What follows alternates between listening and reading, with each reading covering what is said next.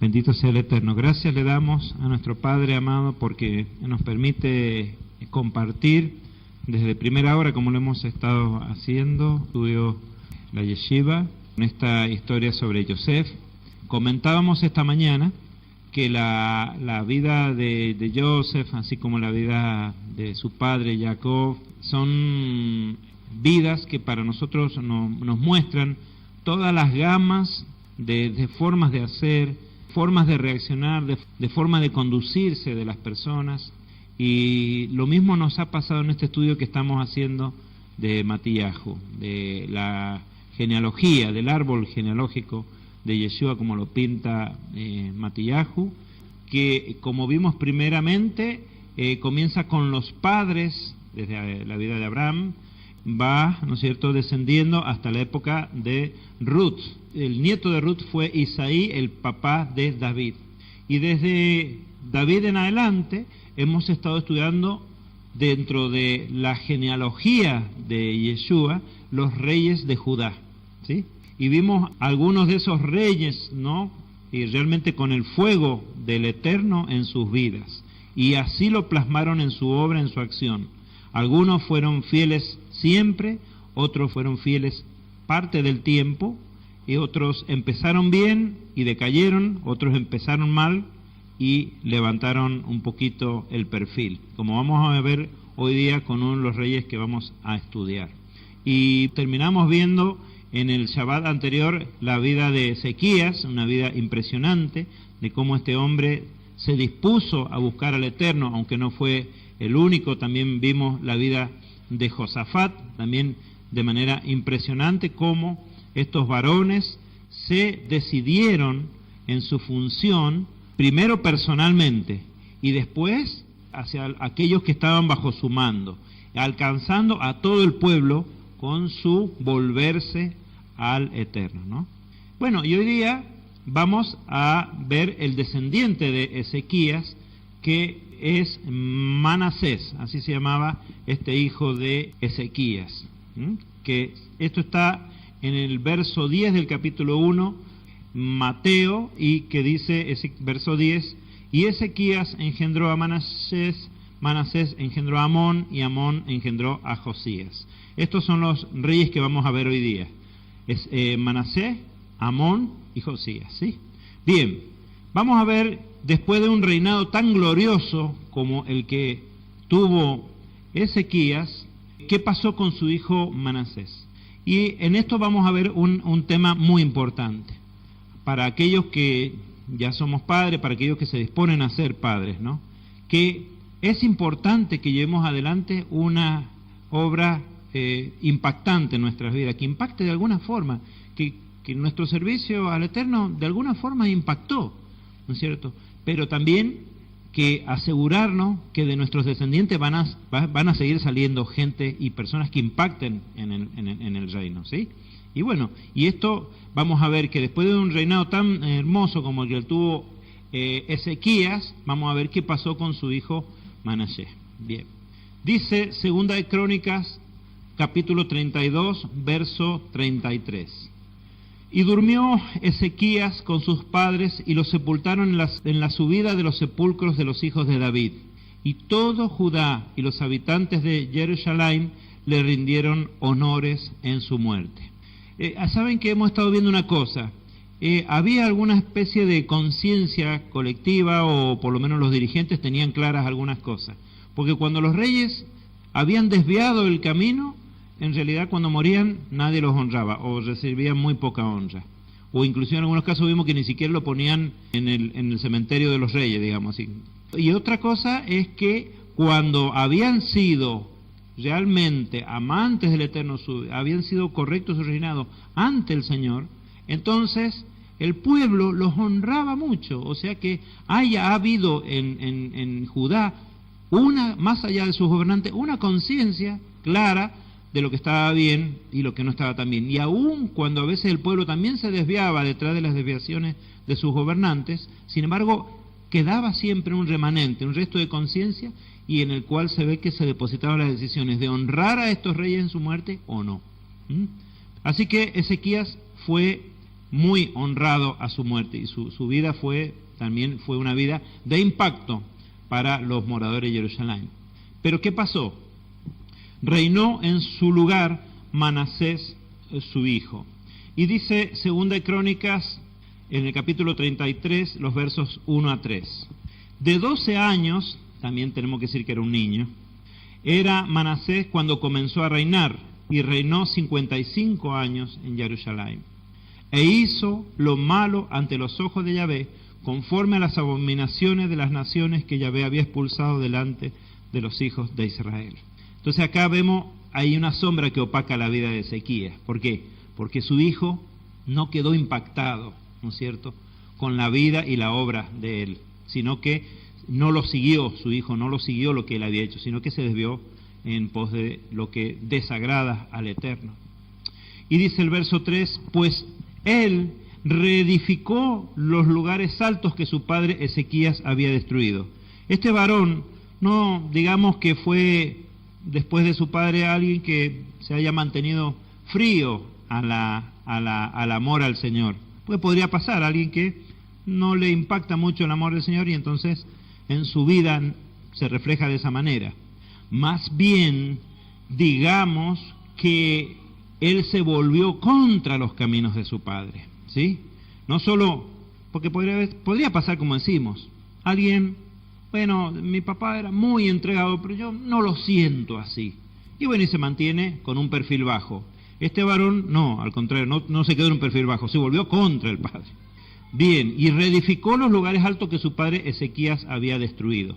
Me puse a investigar yo también, porque a veces uno dice, bueno, le vamos a aprovechar para echarle la culpa a la madre, como siempre hacemos. Y entonces, a ver quién era la madre, pero se nombra la madre en Segunda de Reyes, pero no se dice hija de quién ni de dónde venía la madre, no sabemos. Pero alguien influyó a este muchacho mal, digamos, respecto de su padre. Y bueno, pero no le vamos a echar la culpa a la madre, porque a veces quienes lo educaban podía ser muy diverso en ese sentido, ¿no? Bien, entonces se postró ante el ejército de los cielos y los sirvió. Y dice en los versos 5 y 6, edificó asimismo altares a todo el ejército de los cielos en los 2 atrios de la casa de Yahvé, ¿sí? Dice, hizo pasar a sus hijos por el fuego en el valle de Ben Hinnom. O sea, este muchacho tenía una terrible rebeldía, se volvió totalmente contra el padre. Practicó la magia, la adivinación y la hechicería, evocó espíritus de muertos y practicó el espiritismo. O sea, acá tenemos todo el abanico, pero no juzguemos tampoco a priori. Vamos a ver qué pasa después, ¿sí? Él, sí, tenía una gran rebeldía y se volvió en contra de todo. Se ve que odiaba todo lo que el padre había hecho, porque se volvió muy al otro extremo, ¿verdad? Abundó en hacer lo malo ante los ojos de Yahvé, provocándole a ira. Y dice en el verso 9, Manasés indujo a Judá y a los habitantes de Jerusalén a obrar peor que las naciones que Yahvé había destruido delante de los hijos de Israel. Así que ya no hizo como las naciones, sino que fue peor, ¿sí? Y dice en los versos 10 a 12 del capítulo 33, y Yahvé habló a Manasés y a su pueblo, pero ellos no prestaron atención. Por lo que Yahvé trajo sobre ellos a los capitanes del ejército del rey de Asiria, los cuales encadenaron con grillos de bronce a Manasés y lo llevaron a Babilonia. Para esta época ya el reino de Israel ya había sido conquistado por los asirios. Lo hizo después del rey Acab. ¿Se acuerdan cuando hablamos de Acab, de Jezabel y de la hija Atalía? Bueno, ya después de esa época, ya los reyes de Israel ya cayeron bajo el dominio asirio. Y solo quedaba Judá. Y los asirios se animaron, les permitió el Eterno llegar también hasta Judá. Y vinieron sobre Judá y encadenaron a Manasés con grillos de bronce y lo llevaron a Babilonia. Y bueno, podría decir con grillos nada más, pero menciona, por alguna razón, los relatores dejaron escrito que los grillos eran de bronce. ¿Qué significa, qué representa el bronce en la escritura? El juicio, ¿verdad? Si hubiesen sido grillos de plata, hubiese sido otra cosa, o de oro, o de hierro, pero estos eran de bronce. Y lo mencionan a propósito, ¿por qué? Porque eso significa que vino juicio. O sea, no le fue indiferente para nada al Eterno lo que estaban haciendo. ¿Por qué? Porque ellos están en la simiente santa, ¿sí? Bien, y dice el verso 12, y acá viene lo que el Eterno buscaba. Y cuando a veces erramos el camino, bueno, no sé ustedes, yo nunca he errado el camino, pero cuando por ahí empezamos a desviarnos un poquito, vemos que se viene. A mí me ha pasado, o uno va al fondo, exacto. Pero me ha pasado personalmente porque, bueno, ya después uno se vuelve más, se acostumbra a la bendición. ¿Se acostumbran ustedes a la bendición a veces? Es lindo estar, que te vaya bien, que tengas trabajo, que estés con salud, que tus hijos estén sanos, tus padres también, que ande todo bien. Es casi una vida aburrida, la vida bendecida. Y a veces, bueno, empezamos a notar que algo no salió bien y después otra vez algo no salió bien. Personalmente me ha pasado y me pasa todo el tiempo. Y es la forma que el Eterno te empieza a avisar, te estás yendo. Entonces uno, en vez de señalar, porque este compañero de trabajo, porque este jefe, porque... Digo, el Eterno no frenó a mis enemigos esta vez. Y entonces uno, en vez de agarrárselas con ellos, uno tiene que volver la mirada a uno mismo. Es decir, si la promesa de Él es que me va a guardar de mis enemigos, ¿por qué se están levantando? ¿Por qué les ha permitido que me lleguen a tocar? Y entonces, yo les aseguro, van a encontrar los motivos en sus vidas. Entonces, ¿cuál? Esa es la oportunidad. Y eso es lo que hizo el Eterno con Manasés. Lo mandó preso. Y estando en tal angustia, Manasés quiso aplacar el rostro de Yahvé su Elohim y se humilló grandemente delante del Elohim de sus padres. O sea que le tocó. Quiere decir esto, que a pesar de todo, algo de la vida de su padre le impactó. ¿Se dan cuenta? Porque pudo estar rebelde, se fue a lo contrario. Pero cuando cayó y fue al fondo, en vez de, vimos otros reyes, dice, si estos dioses los prosperan a ellos, yo los voy a servir a esos dioses. En cambio, Manasés dijo, me voy a volver al Elohim de mi padre. A pesar de todo, fíjense, la vida de su padre lo impactó. Y entonces, dice que estaba en tal angustia que se humilló grandemente delante del Elohim de sus padres. Y dice en el verso 13 del capítulo 33, y oró a él y le suplicó, y él, ¿quién? El Eterno, el Padre, se mostró favorable y oyó su súplica, y lo hizo volver a Jerusalén. Te da oportunidad el Eterno, ¿sí? Y a su reino. Y Manasés reconoció que solo Yahvé es Ha Elohim. Y yo les pregunto una cosa, a ver, ¿podrían citarme, alguien se acuerda rápido de un rey que le haya pasado algo así? Un rey famoso, también David, uno. Otro rey que no era del pueblo del Eterno. Muy bien, Nabucodonosor, ¿se acuerdan? Cuando Daniel, ¿no es cierto?, cuando se volvió loco, se sintió que él era el amo de todo, y el Eterno le trastornó la mente, y lo tuvo años así, hasta que reconoció que solo Yahvé es el único Elohim verdadero, ¿sí?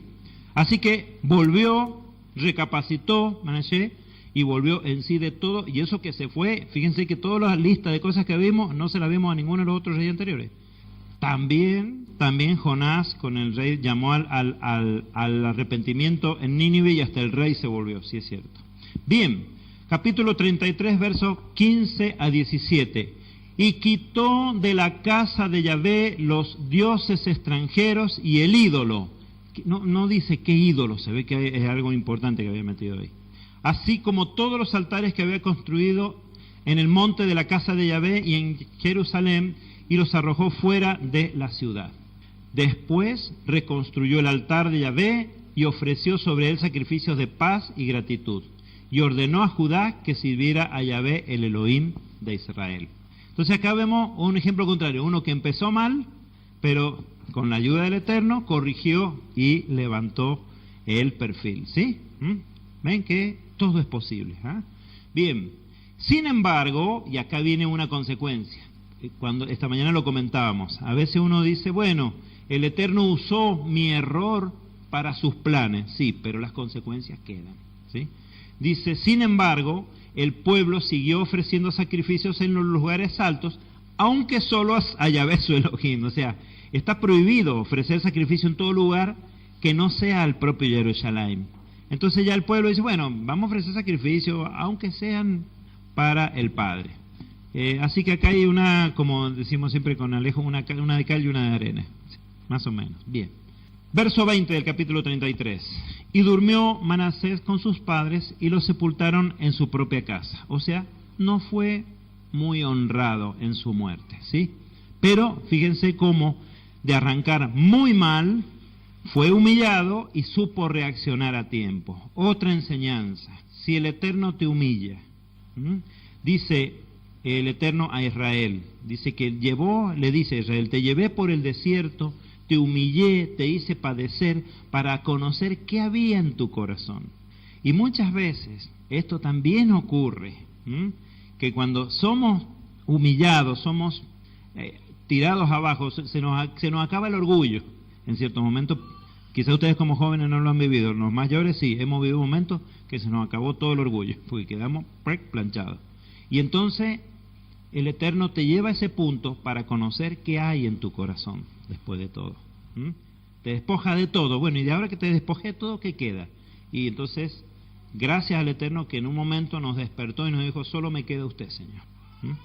Es lo único que tengo, solo me queda usted. Después de que me sacó todo, uno mira al cielo y dice, lo único que me queda es usted, Padre. Y entonces desde ahí el Señor te levanta, ¿sí? Pero no todos reaccionan así, ¿sí? Como lo vimos en la historia. Por eso decimos que ahora estamos viendo con estas historias todas las gamas y las formas de reaccionar ante el Padre, ¿sí? Bueno, Manasés en el fondo de su corazón amaba al Eterno y se volvió a él y fue levantado. Bien, y dice en el verso 10 de Mateo 1, dice, y Manasés a su vez engendró a Amón, ¿sí? Y su hijo Amón, dice 2 Crónicas 33:20, reinó en su lugar. Seguimos con el capítulo 33 de 2 Crónicas, y dicen los versos 21 al 24. Era Amón de 22 años cuando comenzó a reinar, y reinó 2 años en Jerusalén. Nada más que 2 años, cortito.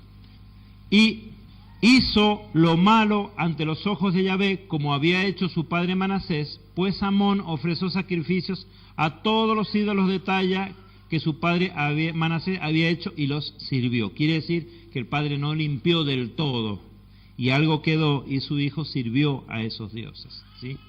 Bien, pero a diferencia de su padre, dice el verso 23, no se humilló delante de Yahvé como se había humillado Manasés su padre, sino que Amón aumentó su culpa. Y conspiraron contra él sus siervos y lo asesinaron en su propia casa. ¡Wow! Terrible, ¿no? Era terrible. La lucha interna que hay en estos tronos es si vamos a servir al Dios de nuestros padres o si queremos ser como las demás naciones. Y saben que especialmente para Judá, esto es una verdad hasta el día de hoy.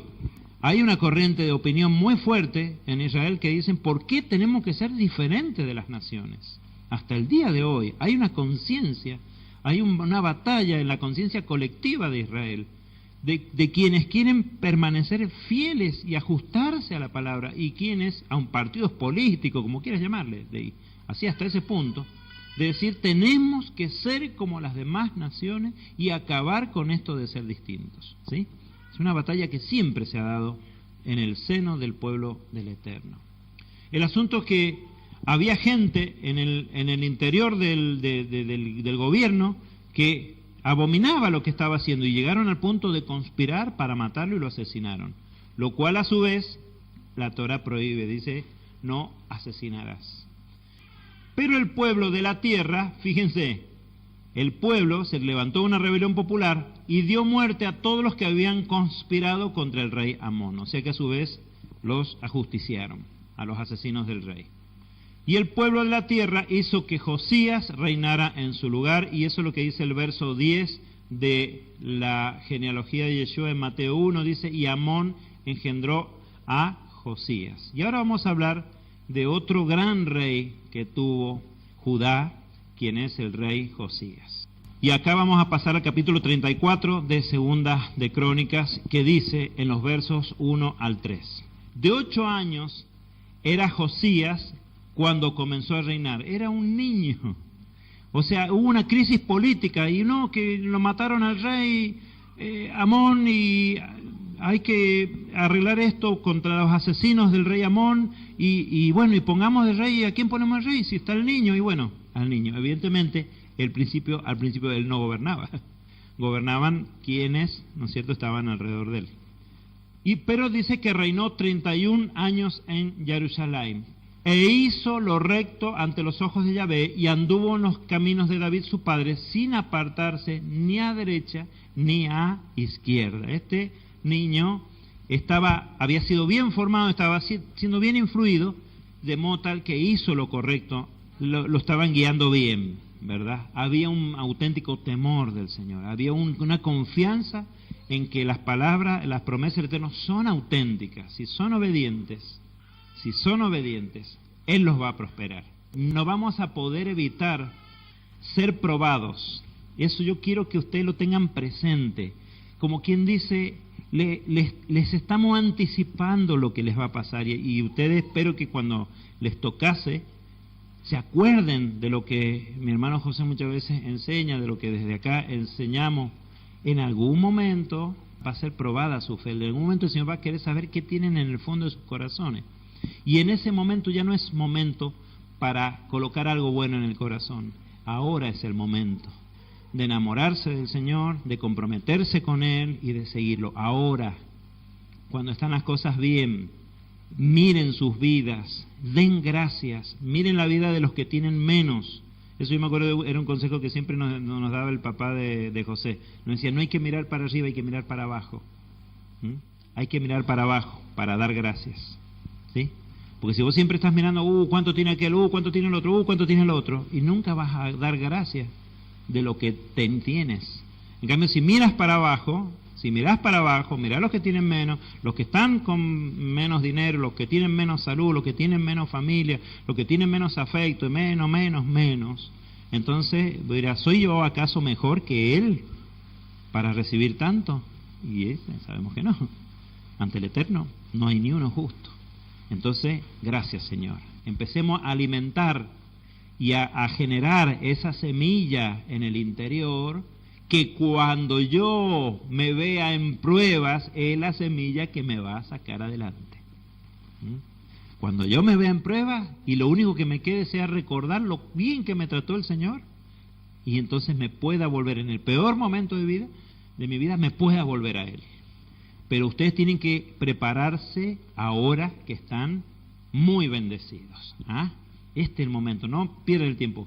Tenemos una frase que me la comentaba un compañero, dice, el tiempo siempre pasa, no hay forma de tener el tiempo siempre pasa, lo que importa es cómo pase ese tiempo.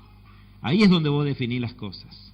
El tiempo siempre va a pasar, nadie puede detener los relojes, pero lo que vos hagas mientras está transcurriendo ese tiempo es lo que va a determinar lo que va a pasar en el futuro.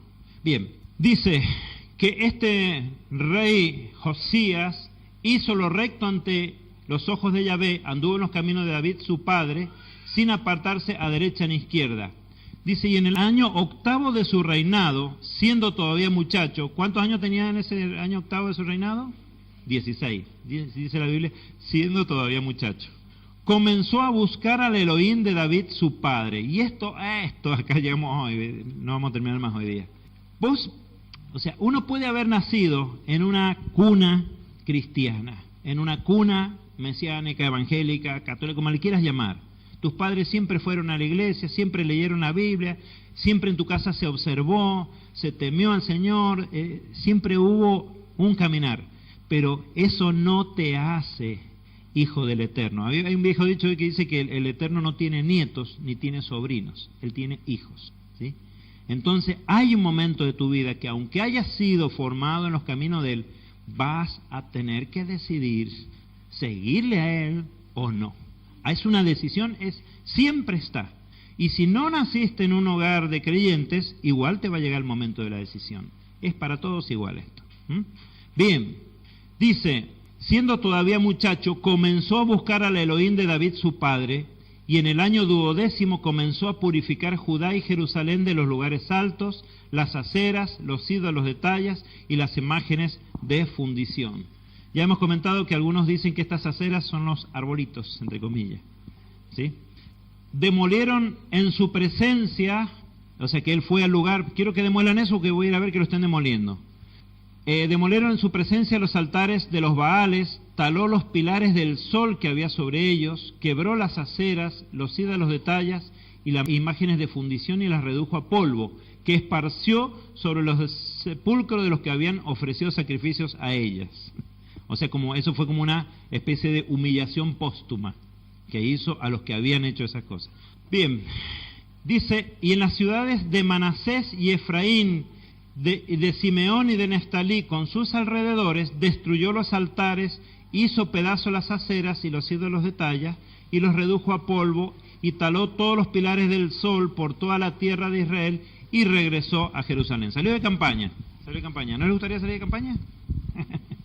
Bien, ahora fíjense, ¿qué ciudades mencionan? Yo les prestemos atención. Ciudades de Manasés y de Efraín, Simeón y Neftalí. ¿Esto está en Judá? No. ¿Y por qué entró al reino del norte? Porque ya no existía el reino del norte. Ya había sido conquistado por los asirios, ¿sí? Y probablemente algunas ciudades logró recuperar Judá y también influir sobre ellas con esta limpieza que estaban haciendo, ¿verdad? Aparte, en esas ciudades vivían los hermanos israelitas, y si ellos seguían practicando sus cosas, tarde o temprano, Judá también lo iba a seguir haciendo. Entonces también, además con sabiduría, rey Josías. Dice, en el año 18 de su reinado, después de haber limpiado la tierra y la casa, me encantó esta frase, después de haber limpiado la tierra y la casa. ¿Vieron cómo se debe ser completo? ¿Sí? Envió a Safán ben Azalía, Maasías, gobernador de la ciudad, y a Joab ben Joacás, cronista, para que repararan la casa de Yahvé su Elohim. Entonces, ¿qué pasó? Dice, bueno, hay que reparar la casa. Ha estado años descuidada, el servicio está mal, el edificio está derruido, hay que reedificar. Entonces se dispuso a eso el rey Josías. Y fueron al sumo sacerdote Hilcías, fíjense lo que va a pasar ahora, porque este evento es importante. Y fueron al sumo sacerdote Hilcías y le dieron el dinero recaudado en la casa de Yahvé, que los levitas porteros de la entrada habían recibido de mano de Manasés y de Efraín, y de todo el resto de Israel, y todo Judá y Benjamín, y de los habitantes de Jerusalén. Inclusive como que se respira cierto aire de unidad acá, porque algunas de las tribus están colaborando ya con el servicio, ¿no? Y fíjense lo que hicieron con el dinero para restaurar la casa y lo que pasó. Y lo entregaron en manos de los que hacían la obra, los encargados de la casa de Yahvé. Esto sepamos nosotros ver lo que está ocurriendo detrás de todo esto, una renovación, ¿no? Y, ¿no es cierto?, ¿cuántas veces vemos que se leen estos pasajes para decir, vamos a levantar una ofrenda, hermano, porque hay que arreglar la casa del Señor? Bueno. Bien, y cuando sacaban el dinero recaudado en la casa de Yahvé, el sacerdote Hilcías halló, ¿qué cosa? El rollo de la Torá de Yahvé dada por Moshe. Estaba escondido, estaba guardado en la casa del Señor. ¿Y qué descubrieron? El rollo mismo que Moshe había escrito. Y estaba ahí, perdido, metido en el medio de quién sabe qué cosa. O en qué habitaciones. Y lo encontraron. Dice, e Hilcías habló al escriba Safán diciendo, fíjense, noten que el traductor pone signos de admiración. He hallado el rollo de la Torá en la casa de Yahvé. Hilcías dio el rollo a Safán, y Safán llevó el rollo al rey, y además informó al rey del asunto, diciendo, tus siervos han hecho todo lo que les ha sido encargado. Y el escriba Safán informó también al rey, diciendo, el sacerdote Hilcías me ha entregado un rollo, y Safán lo leyó delante del rey. Bien, ¿ya existía el templo de Jerusalén acá? Bien.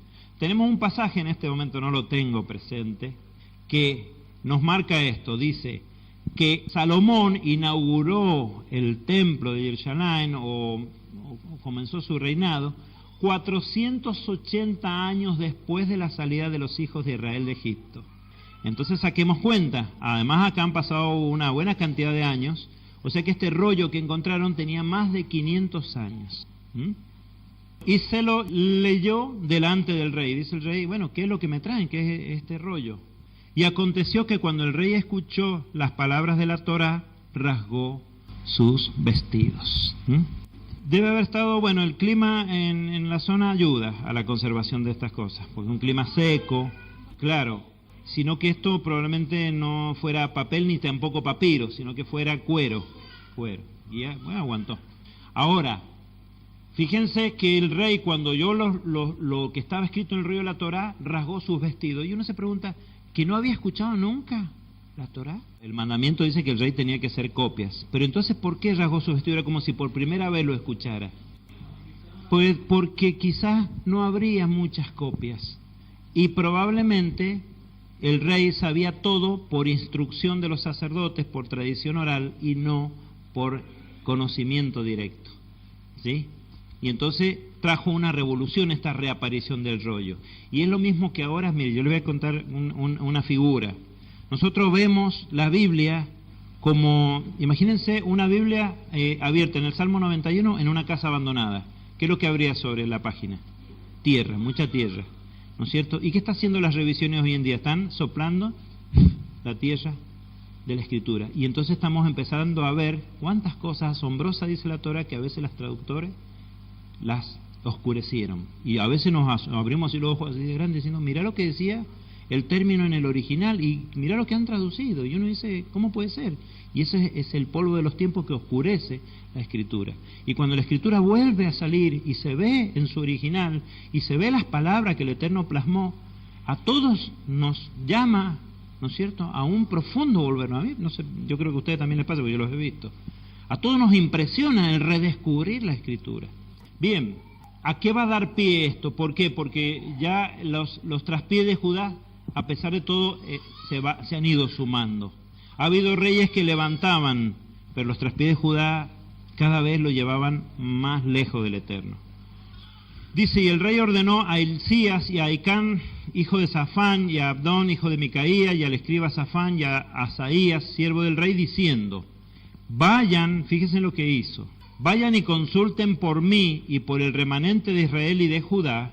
Fíjense lo que dice, el remanente de Israel, ¿sí?, y de Judá, acerca de las palabras del rollo que ha sido hallado, porque grande es la ira de Yahvé que se vuelca sobre nosotros, porque nuestros padres no guardaron la palabra de Yahvé para obrar conforme a todo lo escrito en este rollo. ¿Qué pasa? Es probable que si llegaron a leer Devarim 28 y hayan leído la parte de las bendiciones, iba todo bien, aunque en esa época no existían los capítulos, pero bueno, es probable que hayan leído la sección, y que cuando llegaran a la lectura de las consecuencias de la desobediencia, ellos dijeran, no hemos estado recibiendo lo que nos correspondía. Y entonces se rasgó las vestiduras. Sucede algo parecido con Daniel. Cuando Daniel descubre que el cautiverio babilónico, esto que pasó después de esto que estamos leyendo, lo de Daniel, por supuesto, pero cuando Daniel descubre en los años que iba a durar el cautiverio babilónico, que eran 70 años, y entonces él empieza a escudriñar, Daniel, y se da cuenta que si al cabo de los 70 años, sí, duraba 70 años, pero si al cabo de los 70 años no se habían arrepentido, el castigo iba a tener una multiplicación o una suma. Una multiplicación, 7 veces más. Y ahí es cuando se le revela lo de los 497 por 7, 49. 490 años hasta la venida del Mashiach, ¿sí?, que se cumplió perfecto.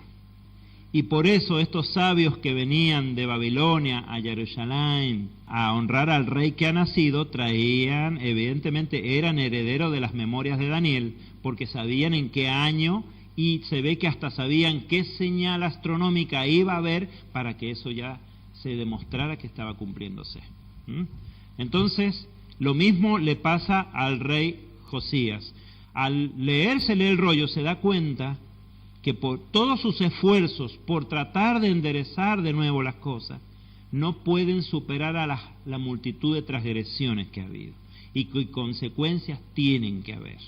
Entonces, ¿qué pasa? Manda a consultar qué va a ser de él y qué va a ser del reino. Dice, vayan y consulten por mí, dice el verso 21 del capítulo 34 de Segunda de Crónicas, vayan y consulten por mí y el remanente de Israel y Judá acerca de las palabras del rollo que ha sido hallado, porque grande es la ira de Yahvé que se vuelca sobre nosotros, porque nuestros padres no guardaron la palabra de Yahvé para obrar conforme a todo lo escrito en este rollo. Entonces Hilcías y los del rey fueron a la profetisa Hulda, mujer de Salum, hijo de Toat, hijo de Asra, guardián del vestuario, la cual moraba en el segundo sector de Jerusalén, y hablaron del caso con ella. Jerusalén estaba como dividida en barrios en ese momento, y después se habla del segundo sector. Y ella les respondió, así dice Yahvé Elohim de Israel, digan al hombre que los ha enviado a mí. Y acá viene la respuesta del Señor ante esta inquietud de Josías, porque han desobedecido tantas veces al Eterno. Ahí viene la respuesta. Así dice Yahvé, he aquí yo traigo el mal sobre este lugar y sobre sus habitantes. Todas las maldiciones escritas en el rollo que ha sido leído ante el rey de Judá, por cuanto me han abandonado y han quemado incienso a otros dioses para provocarme a ira con todas las obras de sus manos. Por eso mi ira se volcará contra este lugar y no podrá ser aplacada. Estamos hablando de un rey que estaba obedeciendo. No estamos hablando del peor momento. El Eterno manda este mensaje cuando estaban intentando volverse ellos. Y les dice, de todos modos, ya está determinado el castigo. De todo, sabemos, no obstante, nosotros, que todo este camino va conforme a un plan que el Eterno tiene. ¿No es cierto?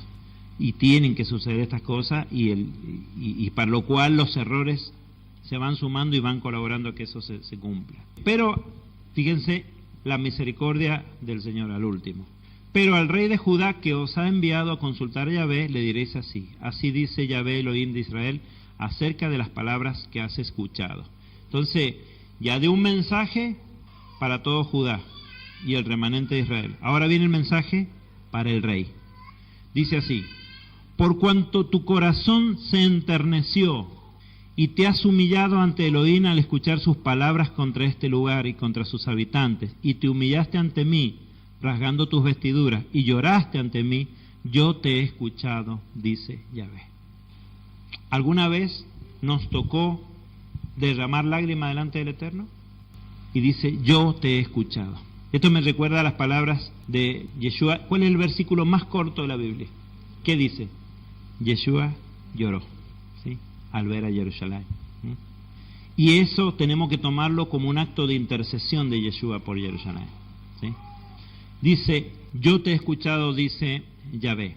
He aquí, te reuniré con tus padres y serás recogido en tus sepulcros en paz.